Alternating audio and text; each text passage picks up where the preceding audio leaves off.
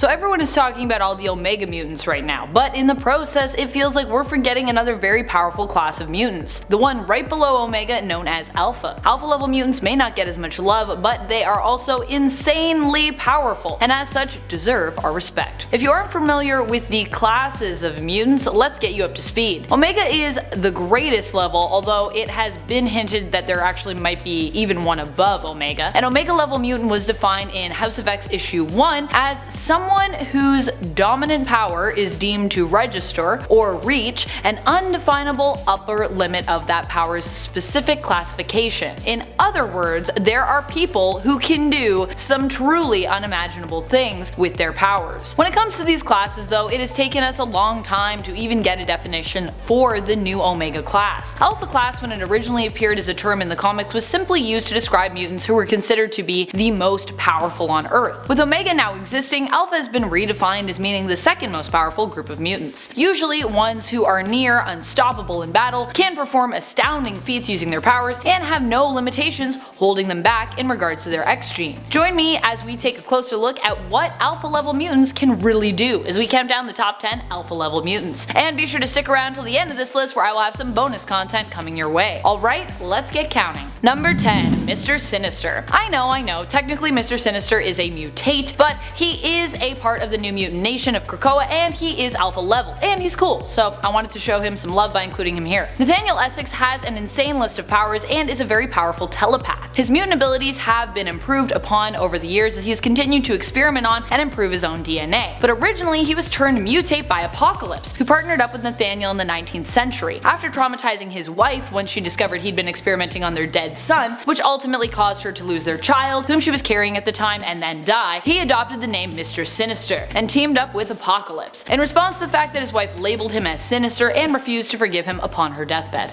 Sad.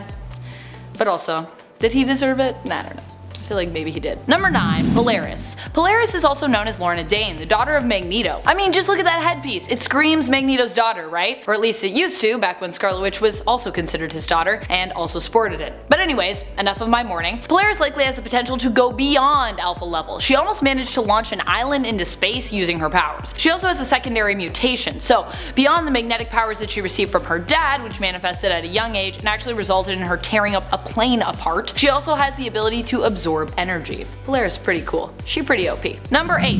Cyclops. While his on and off again semi-eternal love Jean Grey is known as being Omega level, Cyclops himself is considered Alpha class. Apocalypse classified him as such in X-Men Volume 2 issue 97. Scott is likely one of the most powerful mutants when it comes to the concussive blast that he attacks with coming from his eyeballs. However, he still requires his visor to help keep the beams as precise as he would like. His exceptional genes seem to be part of the reason he is so powerful and part of the reason he is often the one plucked to fight important battles. And apparently why Mr. Sinister is obsessed with him. Number 7. Gambit. Gambit is an insanely underrated mutant when it comes to his powers. Most people just think of him as the guy that throws cards, but he's so much more than that. Remy can kinetically charge any item with explosive energy. This allows him to throw cards that will explode on impact, but he can also charge items to explode on a timer. Beyond that, he also appears to have superhuman reflexes, dexterity, and accuracy. The alternate Gambit of Earth 9921, known as New Sun in that reality, has even shown us Remy's potential when it comes to his power levels. Remy could even exceed his current Alpha status and become Omega level. However, the Gambit of Earth 616 has shown that he is careful when it comes to his powers and potentially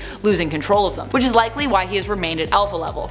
And probably will for the foreseeable future. Number 6. Sebastian Shaw. Sebastian Shaw is another Alpha level mutant who has the potential to enter the Omega scale. Sebastian's abilities allow him to absorb kinetic energy and recycle it to increase his own strength, speed, or endurance. Similar to another Alpha level mutant, Bishop. This has made Sebastian a formidable foe in battle, which was very useful back when he was a villain, and is maybe now even more useful now that he is working alongside his fellow mutants in the new Dawn of X relaunch. Because he can continue to absorb and convert energy, becoming more and more powerful in battle with no foreseeable cap, it is possible that this may one day lead him to be able to claim Omega level status. Technically, his ability to convert and utilize any kinetic energy around him is a secondary mutation, whereas his first mutant ability was simply to absorb energy. Number 5. Namor. Not only is the Submariner powerful in regards to the kingdom that he rules, but he is also known for being a very powerful mutant. Powerful and proud. He is so revered for his position and power that he was actually invited personally by Charles Xavier to join his family of fellow fellow mutants in Krakoa in House of X, but Namor actually refused. He didn't see the mutants or Xavier as being self-aware enough to have earned him joining their cause. Namor is considered to also be highly unique in the mutant world due to his half Atlantean and half human heritage, which resulted in him being born a mutant with an insane power set. The most mutant of his abilities though is likely his flight ability, which can't be explained by either side of his heritage. His other powers usually involve his underwater environment, but they also include enhanced speed, strength, and endurance. And while he may not look as tough as some of the other giant muscle-bound mutants, he can certainly hold his own in a fight. This is a guy who has survived going toe-to-toe with the Hulk after all. He's even knocked the Hulk unconscious. I feel like more than once, so wow. Number 4. Rogue. Despite being considered one of the most powerful and being considered one of the most well-known mutants in comics,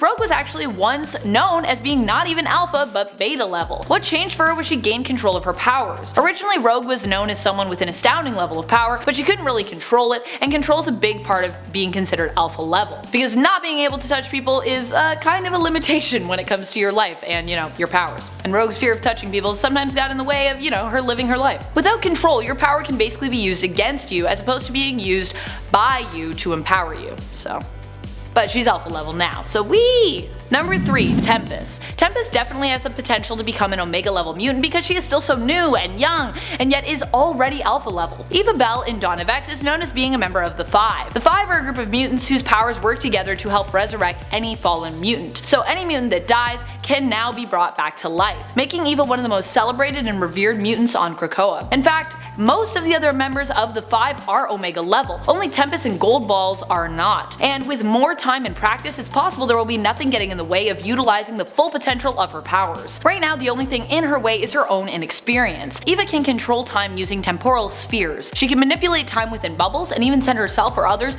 back or forward in time as a result. Number 2. Professor Xavier. Known as being one of the most powerful telepaths in the world and the leader of the X-Men, it is surprising that Charles is not an Omega level mutant. But no worries, he is certainly at least alpha level. He has the ability to access the minds of everyone on the planet, and he's managed to hold his own in a fight against the Dark Phoenix, even momentarily incapacitating her. Number 1. Apocalypse. This is one I personally found shocking too. I definitely thought that Apocalypse was an Omega level. I think that he maybe should be, but for now, he's currently stuck on alpha level apparently. The potential at least feels like it should be there for him to reach Omega level, at least. However, when it comes to alpha level or alpha class, did you know that N. Sabanur actually coined the term? Sort of. He used it in the Age of Apocalypse story out of the 90s to refer to mutants who he deemed the most powerful on planet Earth. Those mutants were called Alpha class and included Apocalypse himself. Alpha would be considered the highest power level until the term Omega came around, or more specifically until the term Omega was properly defined as being more powerful than alpha level.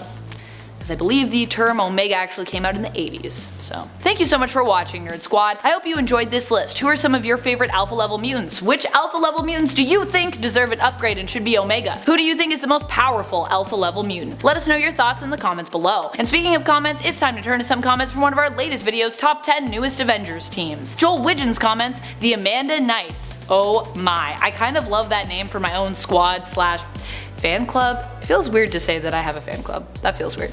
The Amanda Knights! Castiel asks, Dear Marvel, please make the Octopus Avengers a thing. The question is, who would be on the Octopus Avengers? Also, if Marvel does this, I will eat my hat, because it means that they are likely watching me struggle to say Occupy Avengers. Squee! Also, sorry that I had trouble saying Occupy Avengers and I thought of Octopus Avengers. And that's all the time we have for comments today. Be sure to comment below for a chance to have your words spoken aloud at the end of a future list. This has been Top 10 Nerd and I'm your host Amanda McKnight, reminding you to stay nerdy, YouTube. In response to the fact that his wife labeled him as Sinister and refused to give Polaris likely has the potential to go beyond alpha level. Right now the only thing in her way is her own